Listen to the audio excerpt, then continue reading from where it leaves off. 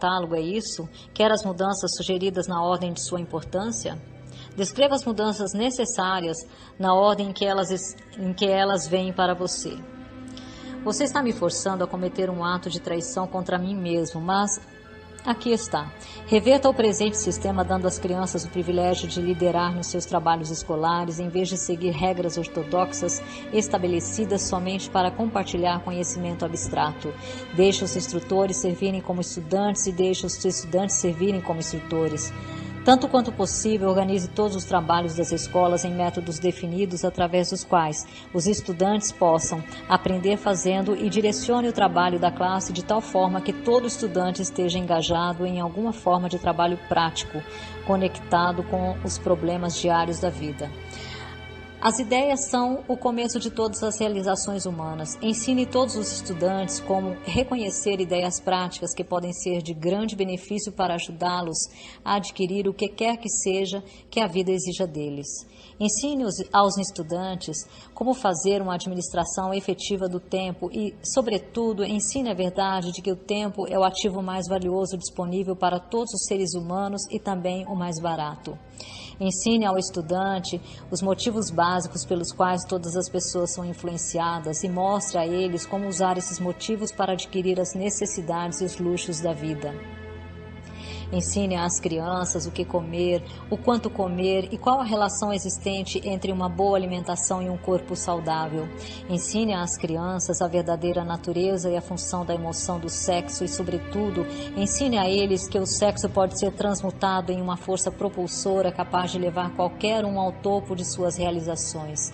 Ensine às crianças a importância de serem definitivas em todas as coisas, começando com a escolha de um grande propósito definido para a vida. Ensine às crianças o princípio do hábito e de que este pode ser bom ou mal, usando as experiências do dia a dia como exemplo para elas. Ensine às crianças como hábitos tornam-se permanentes através do ritmo hipnótico e as influencia a adotar, enquanto ainda estão no início dos anos escolares, hábitos que as levarão a ter pensamentos independentes. Ensine às crianças a diferença entre derrota temporária e fracasso, e ensine a elas como procurar pela semente de uma vantagem equivalente que toda derrota traz consigo. Ensine às crianças a importância de expressarem seus próprios pensamentos sem medo e ensine-as a aceitar ou rejeitar por sua própria vontade todas as ideias dos outros, reservando para si mesmas sempre o privilégio de as submeterem ao seu próprio julgamento. Ensine as crianças a tomarem decisões prontamente e a mudá-las, mesmo que sejam todas vagarosamente e com relutância e nunca sem uma razão definida. Ensine as crianças que o cérebro humano é um instrumento com o qual se recebe da grande fonte central da natureza a energia, que é especializada em pensamentos definidos, de que o cérebro não pensa, mas serve como um instrumento para a interpretação dos estímulos que causam o pensamento. Ensine às crianças o valor da harmonia em suas próprias mentes e que isso é possível somente através do autocontrole. Ensine às crianças a natureza e o valor de ter autocontrole.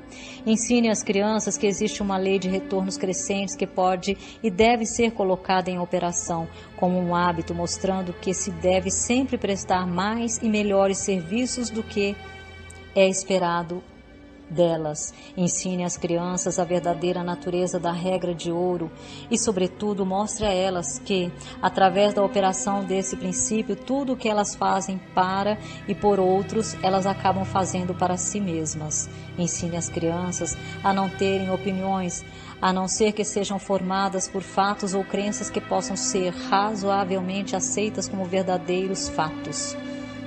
Ensine às crianças que cigarros, bebidas, drogas e o sexo em demasia destroem a força de vontade e acabam levando ao hábito da alienação.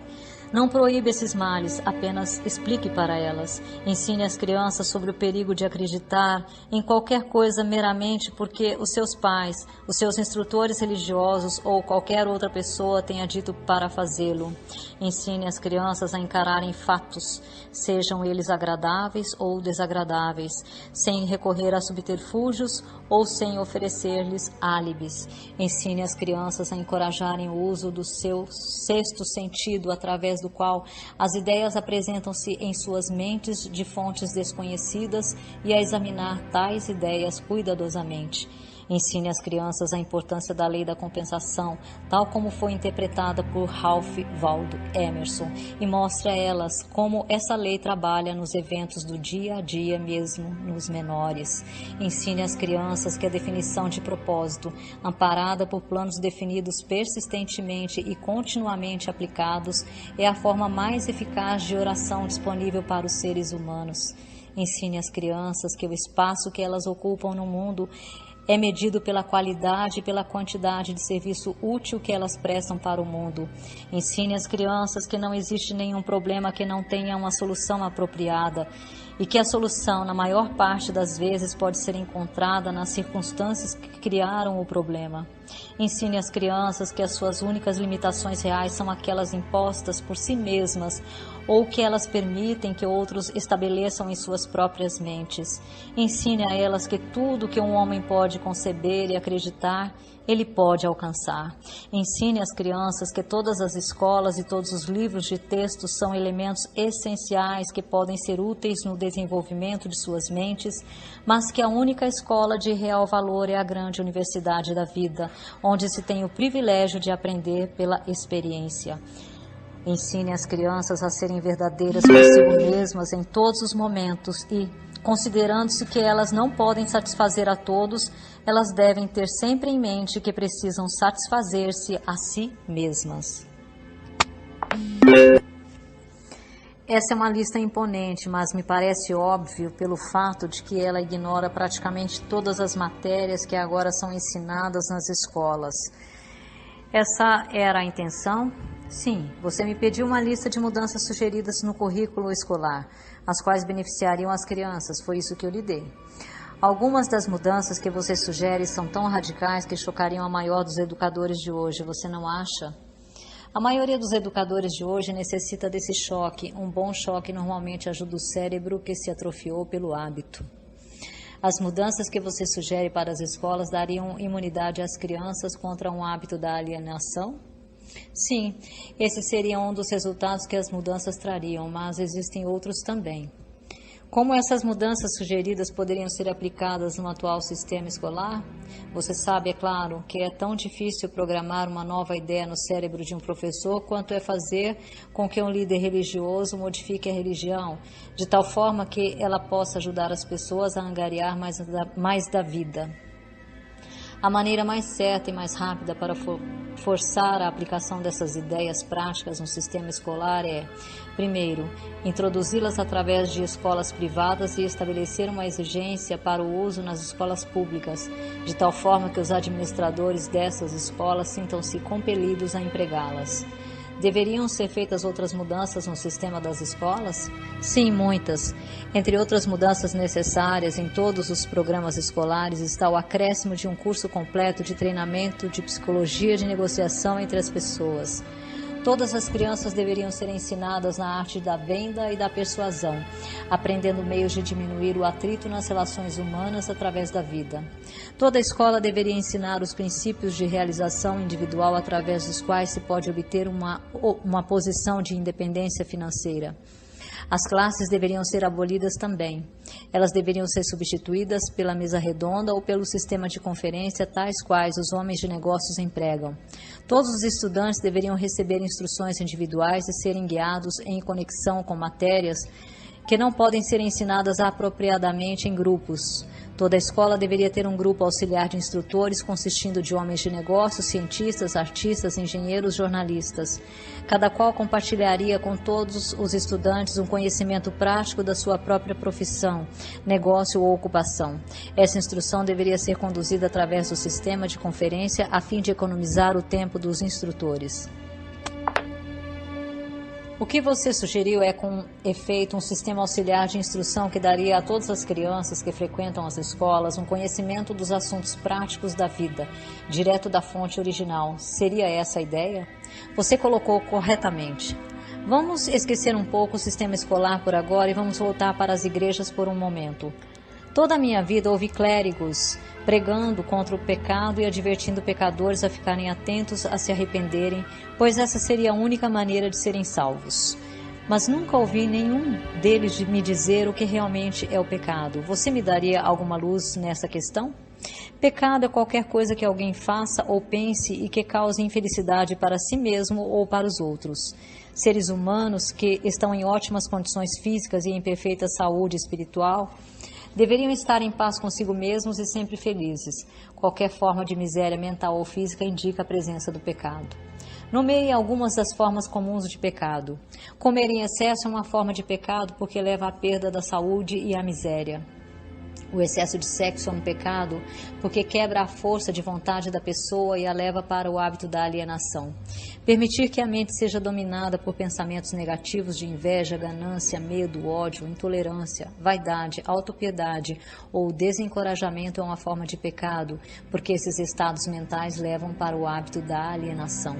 Enganar, mentir e roubar também são pecados, porque esses hábitos destroem o autorrespeito, submetem a consciência e levam à infelicidade. É um pecado também permanecer nas trevas da ignorância, porque a falta de conhecimento leva à pobreza e à perda da autoconfiança. É um pecado aceitar da vida qualquer coisa que não se queira, porque isso indica uma forma imperdoável de negligenciar o uso da mente. É um pecado alienar-se através da vida sem um objetivo definido, plano ou propósito? Sim, porque esse hábito leva à pobreza e destrói o privilégio da autodeterminação. Ele também priva uma pessoa do privilégio de usar a sua própria mente como um meio de contato com a inteligência infinita. Você é o inspirador-chefe do pecado? Sim. O meu negócio, como eu já disse, é ganhar o controle das mentes das pessoas de todos os meios possíveis. Você consegue controlar a mente de uma pessoa que não comete pecados? Não consigo, porque essa pessoa nunca permite que a mente seja dominada por qualquer forma de pensamento negativo. Não consigo entrar na mente de quem não peca, muito menos controlá-la.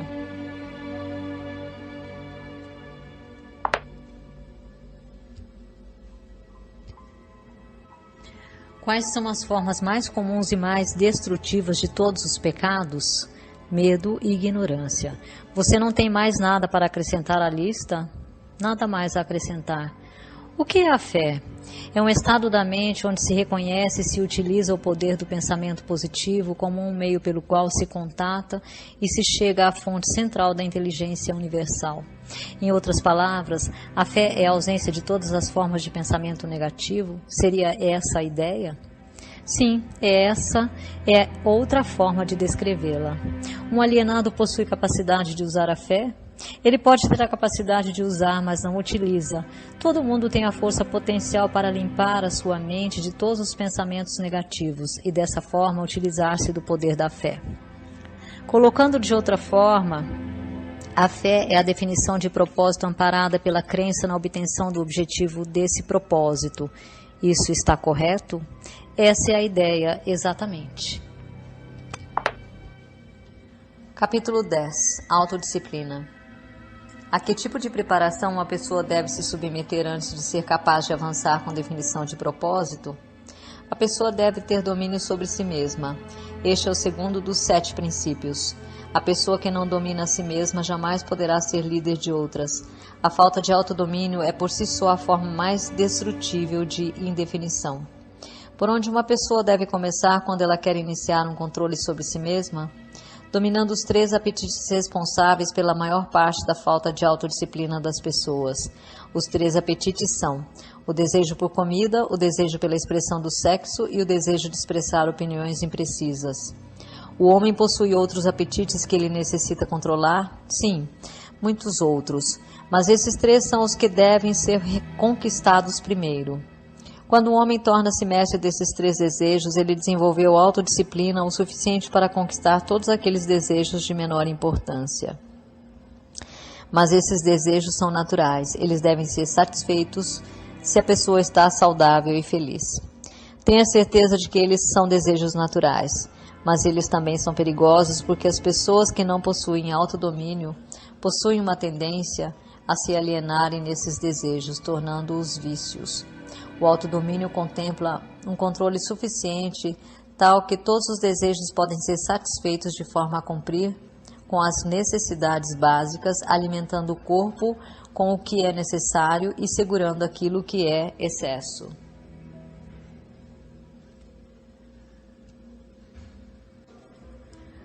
O seu ponto de vista é tanto interessante quanto educacional. Descreva os detalhes pelos quais eu possa entender como e em quais circunstâncias as pessoas se excedem nos seus desejos.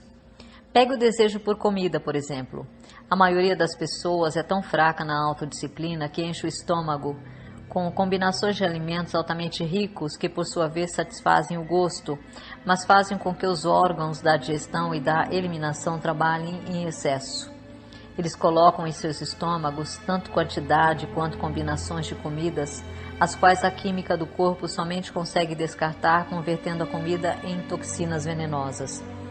Esses venenos entopem e ficam estagnados no sistema excretor do organismo, até o momento em que ele diminui o trabalho do organismo na eliminação dessa matéria de sobra. Após um tempo, o sistema gastrointestinal para de funcionar de forma saudável e a vítima acaba tendo o que se chama de constipação. A partir daí, ela está pronta para ir para o hospital. A autointoxicação pelo sistema gastrointestinal leva a máquina do cérebro a tornar-se algo como uma massa disforme. A vítima então fica lenta nos seus movimentos físicos e mentalmente irritada e irrequieta. Se essa pessoa pudesse dar uma olhada e pudesse sentir o cheiro do seu sistema gastrointestinal, ela teria vergonha de se olhar no espelho. Os sistemas excretores das cidades não são os lugares mais agradáveis, quando eles tornam-se sobrecarregados ou entupidos, mas eles são limpos e suaves quando comparados ao sistema gastrointestinal quando está sobrecarregado ou constipado. Essa não é uma história bonita para ser associada ao ato agradável e necessário de comer, mas as coisas são como são. E neste caso, conclui-se que comer em demasia e combinar alimentos de forma errada é o que causa a autointoxicação. As pessoas que comem sabiamente e mantêm os seus sistemas excretores limpos dificultam o meu trabalho, porque um sistema intestinal em perfeito funcionamento significa um corpo saudável e um cérebro que funciona de forma apropriada. Imagine, se a sua imaginação consegue chegar a tal ponto, como qualquer ser humano poderia mover-se com definição de propósito, com o seu sistema intestinal, com uma quantidade tal de veneno suficiente para matar 100 pessoas, se fosse injetado diretamente na corrente sanguínea.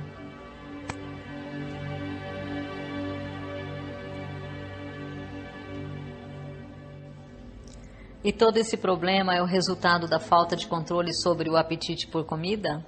Bem, se você deseja ser absolutamente correto, deveria dizer que comer de forma inapropriada é a grande responsável pela grande maioria das doenças do corpo e praticamente todas as dores de cabeça. Se você quer prova disso, selecione 100 pessoas que sofrem com enxaqueca e dê a cada uma delas uma lavagem intestinal completa, com um grande enema, e observe que não menos do que 95% das dores de cabeça desaparecerão dentro de alguns minutos, após os seus intestinos terem sido liberados. Por tudo que você diz sobre o trato intestinal, tenho a impressão de que o domínio sobre o apetite físico por comida significa também o domínio sobre o hábito de negligenciar e manter os intestinos limpos. Isso está correto? Sim, isso é verdade. Tão importante quanto eliminar o lixo do organismo e as porções não utilizadas de comida é ingerir as quantidades corretas, bem como as combinações adequadas de alimentos. Nunca pensei na autointoxicação como sendo um dos seus instrumentos para controlar as pessoas e estou totalmente chocado em saber quantas pessoas são vítimas desse sutil inimigo. Vamos ouvir o que você tem a dizer desses outros 2 desejos. Bem, vamos falar do desejo por sexo. Essa é uma forma com a qual controla os fracos e os fortes, os velhos e os jovens, os ignorantes e os sábios. Na verdade, domino todos aqueles que negligenciam em dominar o desejo por sexo. Como se pode dominar a emoção do sexo? Pelo simples processo de transmutar essa emoção em alguma forma de atividade que não seja a cópula. Sexo é uma das grandes forças que motivam os seres humanos. Devido a esse fato, ela também é uma das forças mais perigosas. Se os seres humanos conseguissem controlar os seus desejos por sexo, e os transmutassem em uma força propulsora pela qual eles conseguissem utilizar em suas ocupações, ou seja, se eles gastassem no seu trabalho metade do tempo que eles perdem à procura de sexo, eles nunca conheceriam a pobreza.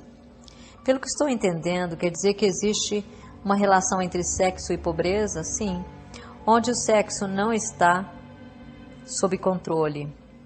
Se for permitido ao sexo mover-se em seu curso natural, ele rapidamente levará a pessoa ao hábito da alienação. Existe alguma relação entre sexo e liderança? Sim. Todos os grandes líderes em todos os caminhos da vida são altamente sexuados, mas eles seguem o hábito de controlar os seus desejos por sexo, transformando-os em uma força propulsora que os motiva nas suas ocupações. O hábito da indulgência no sexo é tão perigoso quanto o hábito de utilizar drogas ou bebidas? Não há diferença entre esses hábitos. Ambos levam para o controle hipnótico através do hábito da alienação. Por que o mundo olha para o sexo como algo vulgar? Devido ao abuso vulgar que as pessoas fizeram dessa emoção. Não é o sexo que é vulgar, é o indivíduo que negligencia ou se recusa a controlá-lo e guiá-lo. Você quer dizer pela sua afirmação que não se deve satisfazer o desejo por sexo? Não.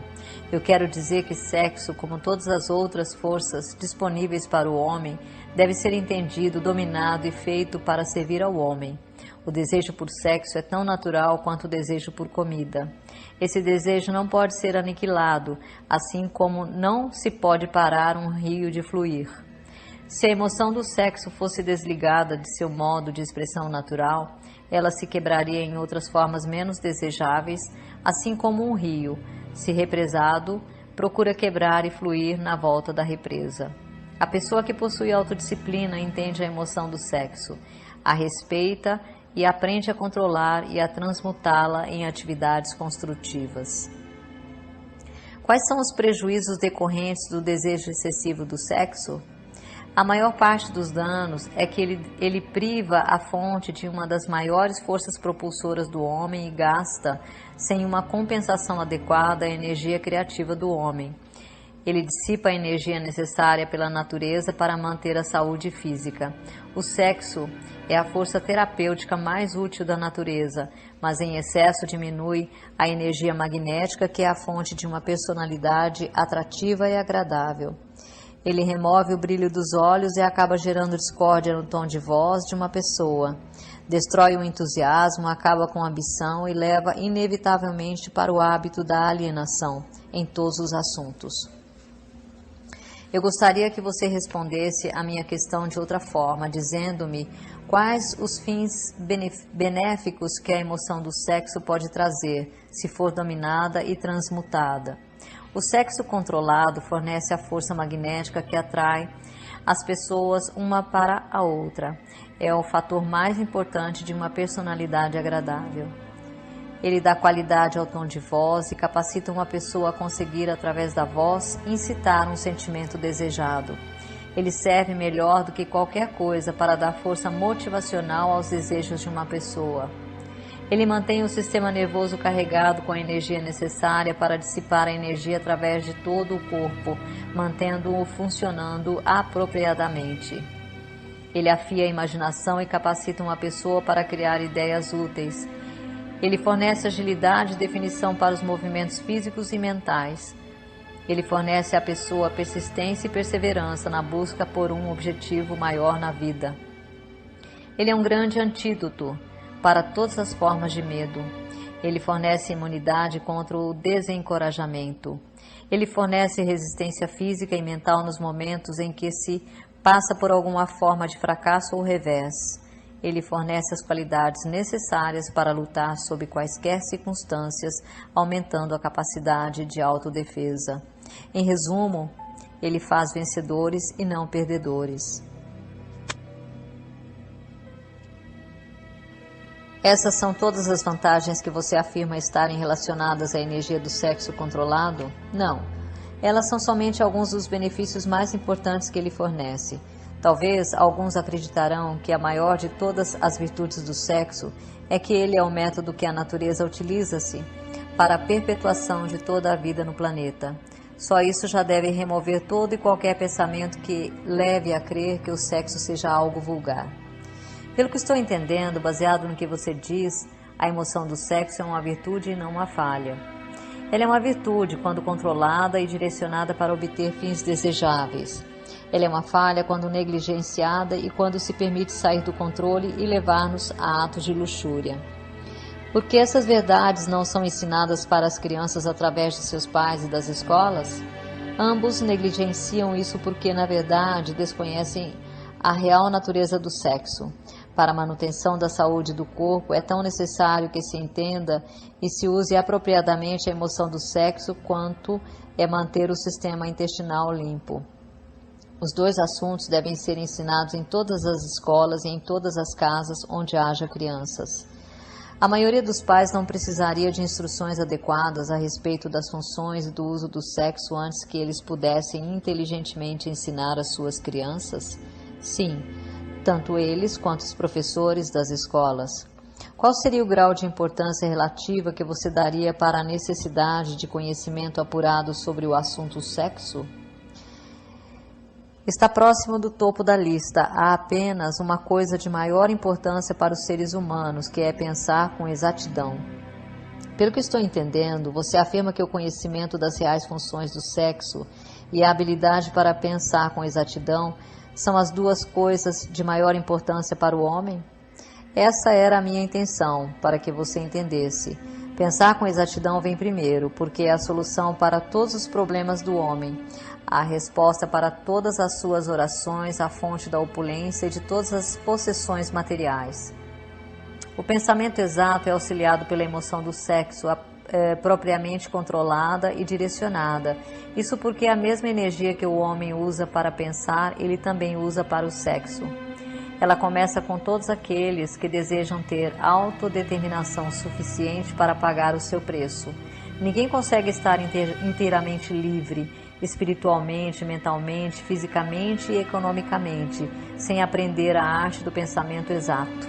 Ninguém consegue aprender a pensar com exatidão sem incluir como parte do conhecimento necessário informações sobre o controle da emoção do sexo através da transmutação.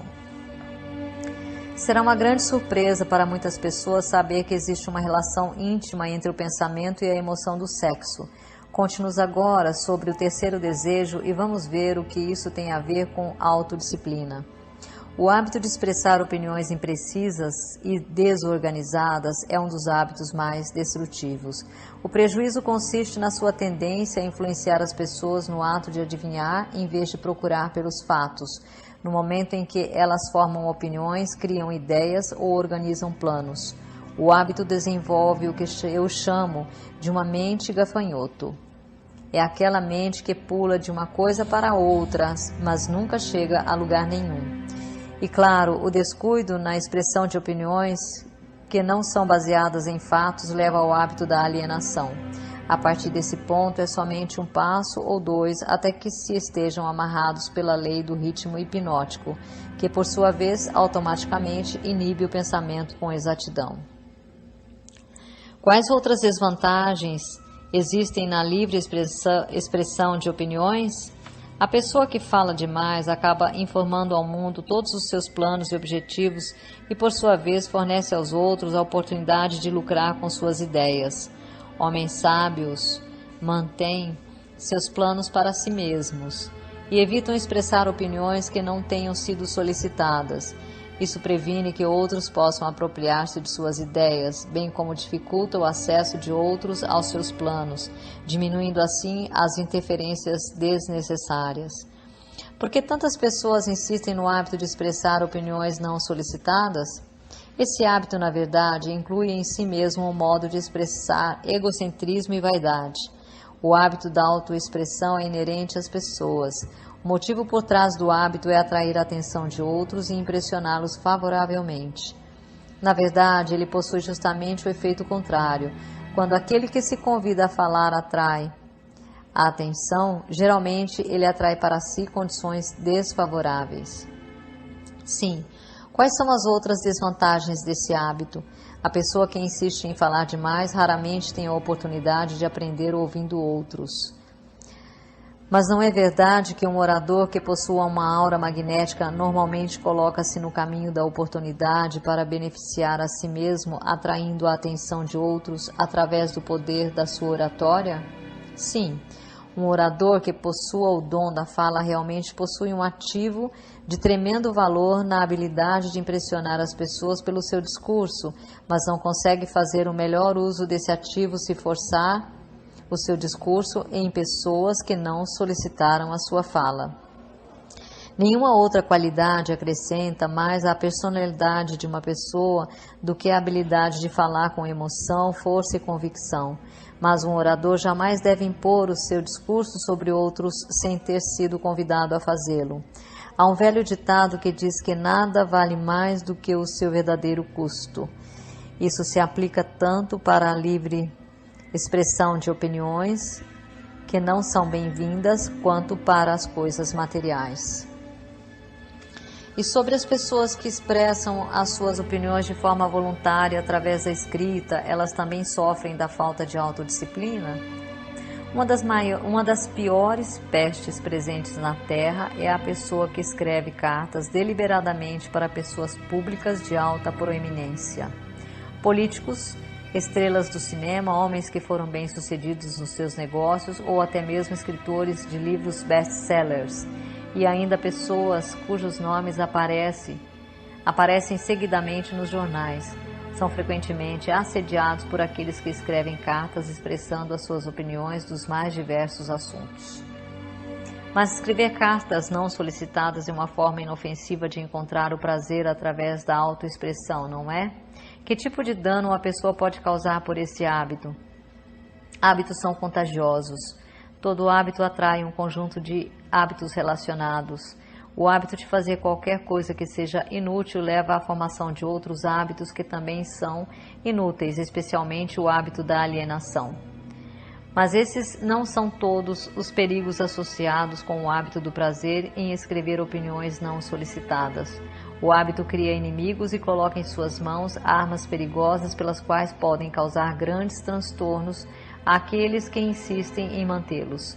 Ladrões, estelionatários e vigaristas pagam altos preços pelos nomes e endereços de escritores desse tipo de cartas, porque conhecendo-os como eles os conhecem, acabam tornando-se vítimas fáceis de todas as formas de esquemas que resultam na perda do seu dinheiro. Eles referem-se aos escritores de tais cartas como doidos. Se você deseja saber o quão idiotas essas pessoas são, leia a seção de cartas de leitores de qualquer jornal, a coluna na qual o jornal publica opiniões voluntárias de seus leitores. E você verá por si mesmo como os escritores de tais cartas antagonizam pessoas e trazem para si a oposição de muitas outras. Eu não tinha ideia, Sua Majestade, de que as pessoas podem criar tanta confusão apenas expressando opiniões não solicitadas. Mas agora que você trouxe o assunto à tona, lembro-me de ter escrito para o editor de uma proeminente revista uma carta de crítica, que obviamente não havia sido solicitada, e que no futuro custaram-me um belo trabalho e um emprego na sua empresa, que me geraria um alto salário. Esse exemplo é perfeito. O lugar adequado para começar a autodisciplina é exatamente onde você está. O modo para começar é exatamente reconhecendo a verdade de que não existe nada para sempre ou nada de diabólico exceto o poder da lei natural, em toda a criação e em todos os universos. Não existe nenhuma personalidade individual, onde quer que seja, através de todos os universos, que possua o mais ínfimo poder para influenciar um ser humano, exceto a natureza e as próprias pessoas por si mesmas. Não existe ser humano algum agora vivendo ou que já tenha vivido, e absolutamente ser humano algum que venha a viver em qualquer ponto do planeta que tenha o direito ou o poder de privar o outro de seu privilégio de exercitar o pensamento livre e independente. Esse privilégio é o único sobre o qual qualquer pessoa pode ter controle absoluto.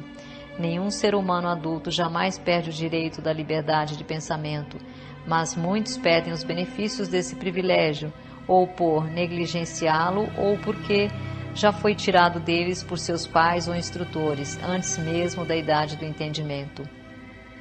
Essas verdades são autoevidentes, não menos importantes. pelo simples fato de terem sido reveladas a você pelo diabo e não pela minha oposição.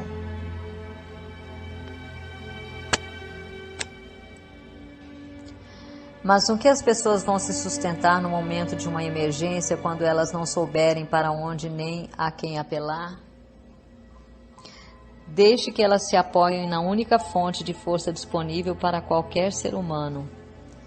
E o que é essa força? Eles mesmos. A força de seus próprios pensamentos, a única força que eles podem controlar e na qual eles devem se sustentar. A única força que não pode ser nunca pervertida, modificada, mexida e falsificada por outros seres humanos mal intencionados. Tudo o que você diz parece lógico, mas por que eu deveria vir justamente para o diabo para descobrir tais verdades tão profundas? Vamos voltar para os 7 princípios. Você revelou a informação suficiente que mostra claramente que o segredo de como quebrar o poder do ritmo hipnótico está justamente embutido nos 7 princípios. Você mostrou também que o mais importante de todos esses princípios é a autodisciplina. Agora, vá em frente e descreva os outros 5 princípios que você ainda não mencionou e indique quais as suas funções para auxiliar uma pessoa a adquirir a autodisciplina. Primeiro, deixe-me resumir essa parte da minha confissão revelada até o presente momento.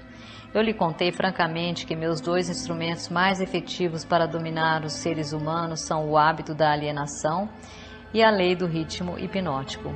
Mostrei a você que se alienar não é uma lei natural, mas um hábito feito pelo homem que o leva, por sua vez, a submeter-se à lei do ritmo hipnótico. Os 7 princípios são os meios pelos quais o homem pode quebrar o padrão do ritmo hipnótico e assumir novamente o controle de sua própria mente. Como você pode ver, dessa forma, os 7 princípios são os 7 passos que levam as vítimas do ritmo hipnótico a abrir a fechadura de suas prisões autoimpostas. Os 7 princípios são a chave mestra que abre as portas para a autodeterminação espiritual, mental e econômica? Isso é verdade? Sim. Essa é a outra forma de dizer a verdade. Capítulo 11. Aprendendo com a adversidade. O fracasso em algum momento é um benefício para o homem? Sim. Na verdade, aprender com a adversidade é o terceiro dos 7 princípios. Mas poucas pessoas sabem que cada adversidade traz consigo a semente de uma vantagem equivalente. Menos pessoas ainda sabem a diferença entre derrota temporária e fracasso. Se esse conceito fosse de conhecimento geral, eu seria privado de uma das minhas armas mais poderosas que eu uso para controlar os seres humanos. Mas entendi que você disse que o fracasso é um dos seus grandes aliados. Tive a impressão, baseado na sua confissão, de que o fracasso faz com que as pessoas percam a ambição e parem de tentar. Aí então você as possui sem nenhum tipo de dificuldade ou oposição por parte delas. Esse é justamente o ponto. Assuma o poder sobre elas justamente no momento em que elas desistem de tentar. Se elas soubessem a diferença entre derrota temporária e fracasso, elas não desistiriam quando encontrassem adversidades na vida. Se soubessem que cada forma de derrota e todos os fracassos trazem consigo a semente de uma nova oportunidade, elas se manteriam lutando e acabariam por vencer. O sucesso normalmente está a um passo muito curto além do ponto em que se desiste de lutar. Isso é tudo que se pode aprender da adversidade, derrota e fracasso? Não.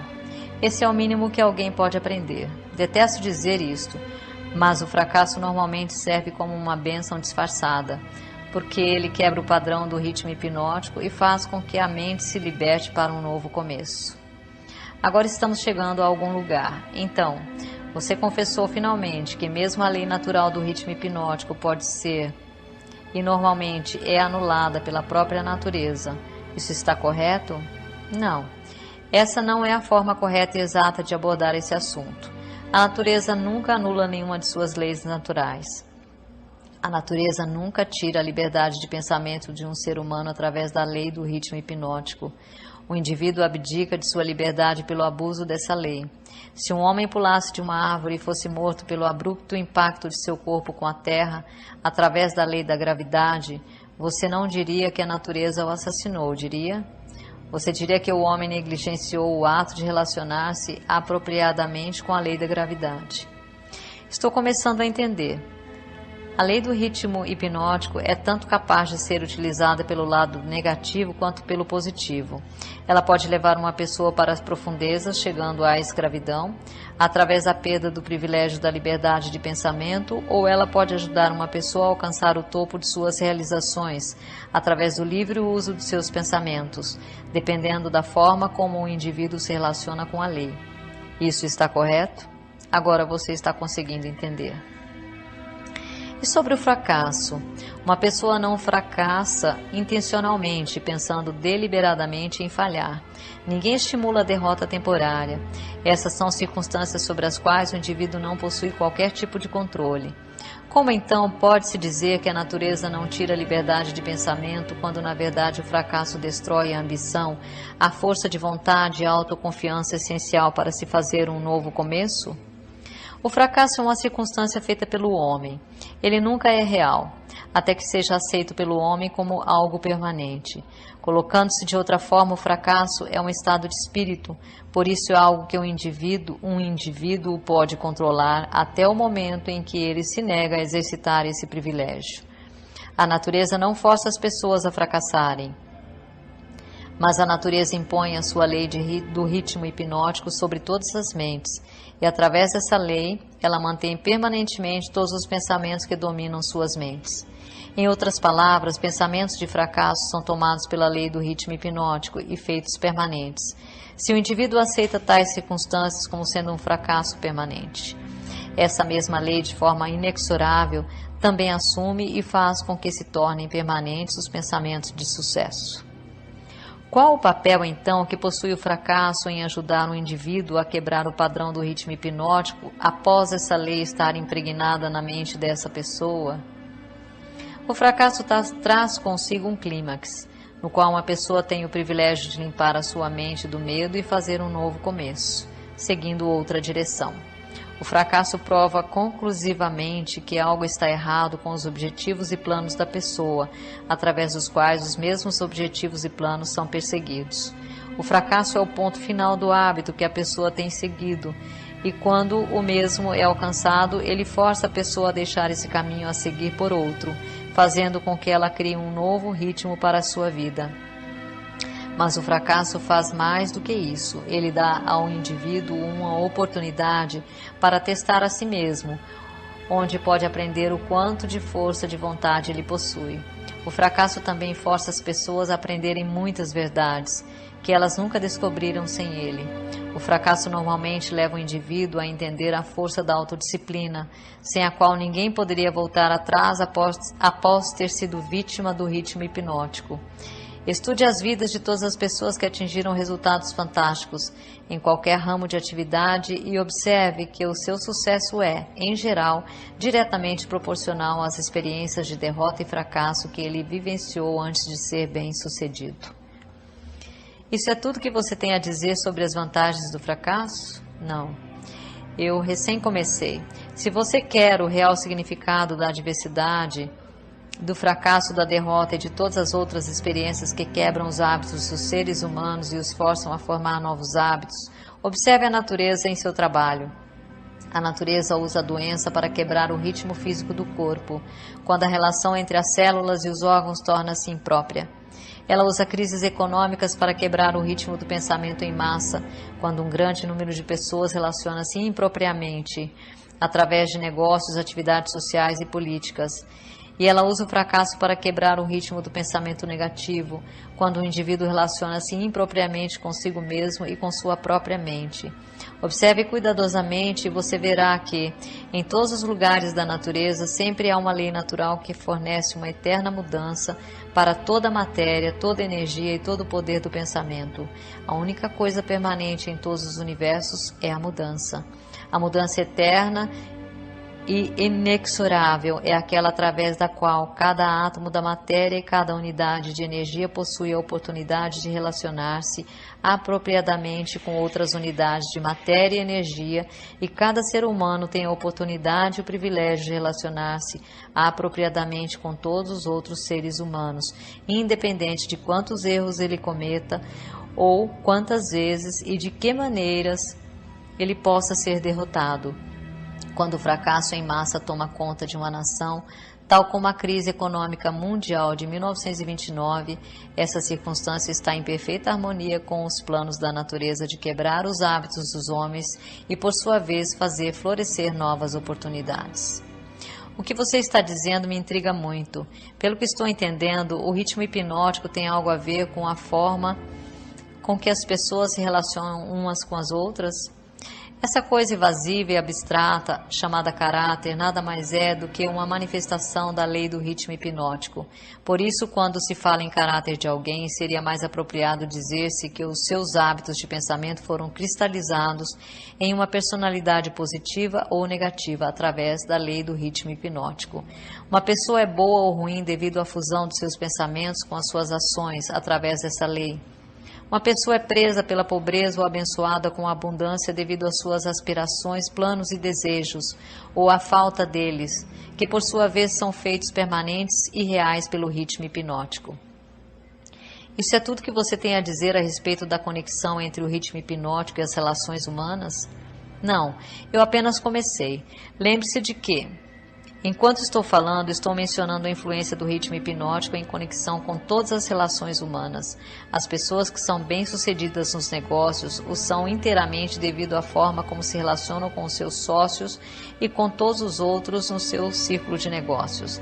Profissionais que são bem-sucedidos o são prioritariamente devido à forma com que eles se relacionam com os seus clientes. É muito mais importante para o advogado conhecer as pessoas e conhecer as leis da natureza do que conhecer propriamente a lei jurídica. E o médico acaba sendo um fracasso antes mesmo de começar, a menos que ele conheça como relacionar-se com os seus pacientes e como estabelecer a fé destes nele mesmo. Um casamento fracassa ou é bem-sucedido inteiramente devido à maneira com que os participantes relacionam-se um com o outro. Um relacionamento apropriado no casamento começa inicialmente com um motivo para casar-se. A maioria dos casamentos não traz felicidade para o casal, porque ambos não entendem e nem fazem questão de entender a lei do ritmo hipnótico, através de sua ação, em que cada palavra que eles dirigem um ao outro, cada ato que eles fazem e cada motivo que os leva a lidar um com o outro faz parte de uma rede que pode trazer-lhes controvérsias e miséria ou dar-lhes asas para a liberdade, através da qual ambos conseguem sobrevoar todas as formas de infelicidade. Cada nova amizade que ocorre entre as pessoas pode acabar em uma amizade verdadeira e então em uma harmonia espiritual, algumas vezes chamadas amor, ou planta uma semente de suspeita e dúvida que acaba evoluindo e crescendo para uma rebelião aberta, de acordo com a forma com que os participantes nessa amizade relacionam-se uns com os outros. O ritmo hipnótico simplesmente pega as motivações dominantes, as aspirações, os objetivos e os sentimentos dessas mentes em contato e os transforma de alguma forma em fé ou medo, amor ou ódio. Após o padrão ter tomado forma, o que ocorre com o tempo, ele é imposto sobre essas mentes que estão em contato e torna-se parte delas. Nessa forma silenciosa, a natureza faz com que sejam permanentes os fatores dominantes de cada ser humano. Em cada relacionamento humano, as motivações e as ações vis desses indivíduos que estão em contato são coordenadas e consolidadas de uma forma definida e costuradas neste tão importante traço humano conhecido como caráter. Da mesma maneira, as motivações e as ações boas, virtuosas, são consolidadas e impostas sobre o indivíduo.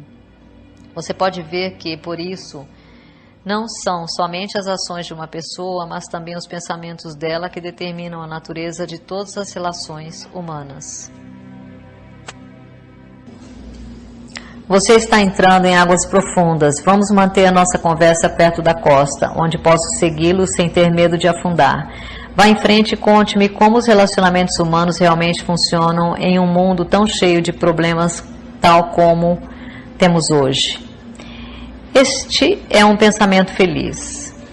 Mas deixe-me ter certeza de que você está entendendo os princípios que estou revelando antes que eu tente mostrar a você como aplicá-los nos princípios da vida. Desejo ter certeza de que você entende a lei do ritmo hipnótico e que ela é algo que não pode se controlar, influenciar ou escapar, mas todo mundo pode relacionar-se com essa lei de forma a beneficiar-se da forma inexorável como ela trabalha. Um relacionamento harmonioso com a lei consiste em um indivíduo modificar completamente os seus hábitos de tal forma que ele consiga ser claro naquilo que ele realmente deseja e está disposto a aceitar. Ninguém pode modificar a lei do ritmo hipnótico, assim como ninguém pode modificar a lei da gravidade, mas todo mundo pode modificar a si mesmo. Lembre-se, contudo, que em resumo todos os relacionamentos humanos são feitos e mantidos pelos hábitos dos indivíduos relacionados. A lei do ritmo hipnótico executa o papel de solidificar os fatores que constituem as relações humanas, mas ela não cria esses fatores. Antes de irmos mais adiante com a discussão dos relacionamentos humanos, quero que você tenha um claro entendimento da mente subconsciente. O termo mente subconsciente representa um hipotético órgão físico que, na verdade, não possui existência real. A mente do homem consiste de energia universal, alguns chamam de inteligência infinita, que o indivíduo recebe, apropria-se dela e organiza em formas definidas de pensamento através de um aparato físico completo conhecido como cérebro. Essas formas de pensamento são réplicas de vários estímulos que chegam ao cérebro através dos 5 sentidos e do 6º sentido, que ainda não é bem conhecido. Quando qualquer forma de estímulo alcança o cérebro e toma a forma definida de um pensamento, ele é classificado e armazenado em um grupo de células cerebrais, conhecido como um grupo da memória. Todos os pensamentos de natureza similar são armazenados juntos, de tal forma que, quando se traz um pensamento, este mesmo leva facilmente ao contato de todos os outros pensamentos associados a ele. Esse sistema é muito similar à forma de armazenamento moderna de arquivos e também é operado de forma similar. As impressões de pensamento, as quais uma pessoa mescla com a maior quantidade de emoções ou sentimentos, são os fatores dominantes do cérebro, porque eles estão sempre próximos da superfície. No topo do sistema de armazenamento, vulgarmente falando, onde eles entram em ação voluntariamente no momento em que o indivíduo se nega a exercitar a autodisciplina. Esses pensamentos cheios de emoção são tão poderosos que frequentemente fazem com que o indivíduo se coloque em ação e motive-se a fazer coisas que não seriam aprovadas pela faculdade da razão. Essas explosões emocionais normalmente destroem a harmonia em todos os relacionamentos humanos. O cérebro normalmente traz consigo combinações de sentimentos e emoções tão poderosas que acabam assumindo o controle e deixando a razão de lado. Em todas essas ocasiões, os relacionamentos humanos são fadados a perder a harmonia. Através do funcionamento do 6º sentido, o cérebro de um ser humano pode contatar o arquivo de outros cérebros e inspecionar quaisquer impressões que estejam presentes nele. A condição pela qual uma pessoa consegue contatar e inspecionar o arquivo do cérebro de outra pessoa é geralmente conhecida como harmonia, mas você pode entender melhor o que isso quer dizer se eu disser que cérebros que estão sintonizados pelas mesmas vibrações de pensamento podem facilmente e rapidamente exercitar o privilégio de entrar e inspecionar os arquivos de pensamentos uns dos outros, além de receber pensamentos organizados de arquivos de outros cérebros através do 6º sentido. Uma pessoa pode, através desse mesmo órgão físico, contatar e receber informações da fonte cerebral conhecida como inteligência infinita. Todas as informações que chegam ao cérebro de uma pessoa através do 6º sentido provêm de fontes que não são facilmente rastreadas e isoladas. Por isso, esse tipo de informação, acredita-se, vem geralmente da mente subconsciente da pessoa. O 6º sentido é o órgão do cérebro através do qual se recebem todas as informações, todo o conhecimento, todas as impressões de pensamento que não vêm através de um ou de todos os 5 sentidos. Agora que você compreende como a mente funciona, entenderá mais facilmente como e por que as pessoas acabam gerando tristeza e desarmonia através de relacionamentos humanos impróprios. Você também entenderá como os relacionamentos humanos podem ser idealizados para angariar riquezas na sua mais alta forma, riquezas materiais, mentais e espirituais. Além disso, Você compreenderá que nunca pode haver felicidade exceto através do entendimento e da aplicação dos princípios corretos das relações humanas. Entenderá também que nenhum indivíduo é uma entidade em si mesma e que só se pode conseguir uma mente plena pela harmonia de objetivos e ações entre duas ou mais mentes. Entenderá porque cada ser humano deveria, por sua própria escolha, tornar-se guardião do seu irmão, tanto de fato como em teoria. O que você diz pode ser verdade, mas ainda insisto que você tem me levado para as profundezas do pensamento. Vamos voltar para a superfície, onde eu possa nadar em águas familiares. Nadaremos nas águas profundas após eu aprender a nadar com maestria. Começamos discutindo o assunto de como lucrar com a adversidade, mas me parece que perdemos o foco desse assunto.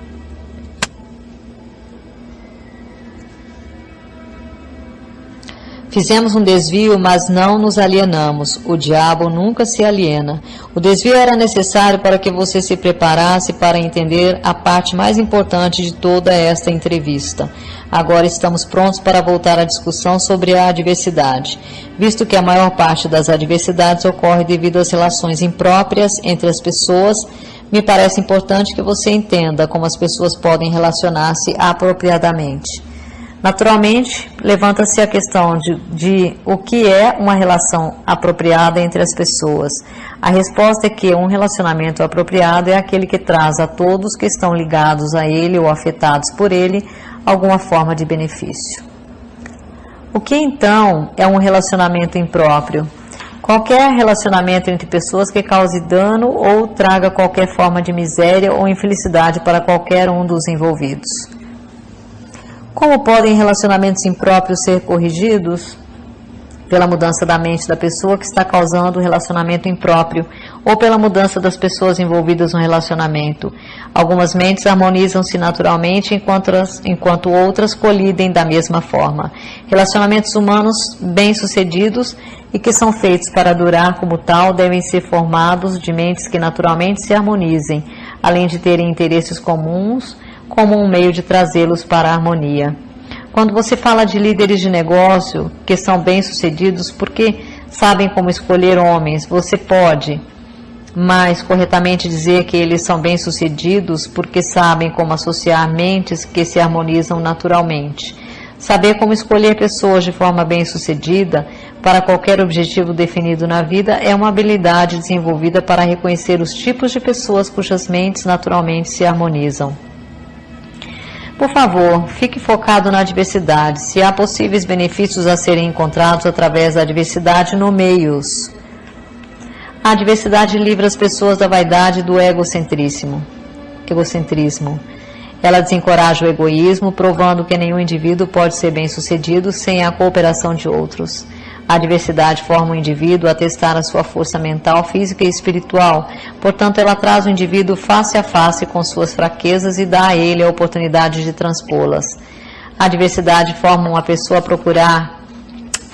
uma pessoa a procurar caminhos e meios para fins definidos, através da meditação e do pensamento introspectivo. Isso regularmente leva à descoberta e ao uso do sexto sentido, através do qual a pessoa consegue comunicar-se com a inteligência infinita. A adversidade força uma pessoa a reconhecer a necessidade de uma inteligência que não está disponível dentro de sua própria mente, mas provém de fontes externas. A adversidade quebra velhos hábitos de pensamento e dá para a pessoa a oportunidade de formar novos hábitos, por isso ela pode servir para quebrar o ciclo do ritmo hipnótico e mudar o seu funcionamento de negativa para fins positivos. Qual o maior benefício que uma pessoa pode receber através da adversidade? O maior benefício da adversidade é que ela pode, e geralmente o faz, forçar uma pessoa a mudar os seus hábitos de pensamento, quebrando e redirecionando a força do ritmo hipnótico. Em outras palavras, o fracasso é sempre uma bênção quando ele força a pessoa a adquirir conhecimento ou para construir hábitos que levam à realização dos maiores objetivos da vida de uma pessoa. Isso está correto? Sim, e algo mais. O fracasso é uma bênção quando ele força a pessoa a depender menos das forças materiais e mais das forças espirituais. Muitos seres humanos descobrem os seus outros eus as forças que operam através do poder do pensamento, somente após alguma catástrofe que os priva do livre e total uso de seus corpos físicos.